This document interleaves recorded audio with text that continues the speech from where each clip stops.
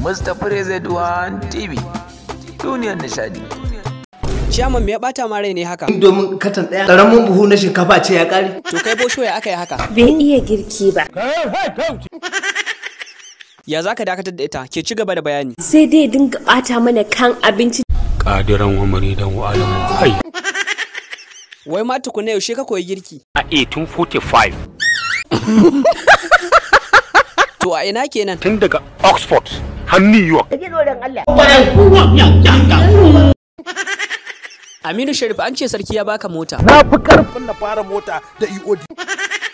To da kake wannan magana kana ma da kuɗin siya ne? Ko zan fara mota ba zan hau EOD ba. To sai me? To ita din ba mota bane ko? Dan na hau EOD in zan fara mota, wallahi kamar gwara kan nayi mota. Kuɗin maruban alkuran kariya kina yi. To ma da kake wannan magana me kake da shi ne? Look at da idanunka, we are graduates ba. Kun fi karfin ai mana wulakanci ba. Kaka gidan iska ya fice ni ne mai gidan. Wai bosho ka san me yasa ake wannan maganganun ne? Na sani. Me yasa a cikin gidan nan ba munafiki algungumi irin ka ne? Ayo!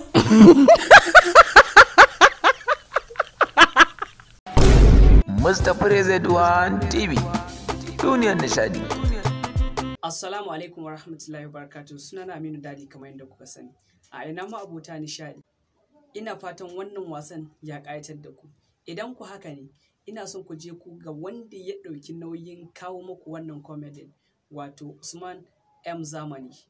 Yana da YouTube channel. Sannan yana ƙoƙari sosai. A ina so ku shiga YouTube channel ɗinsa ku ba shi gudunmawa kamar yadda shi ma a yake ba mu gudunmawa. Saboda haka ku je ku danna mai subscribe sannan ku danna mai alaman ƙararrawa. Na gode. Usman M Zamani comedian ne kuma mawaki, saboda haka yana kawo muku waƙoƙi a cikin wannan tashar tashi.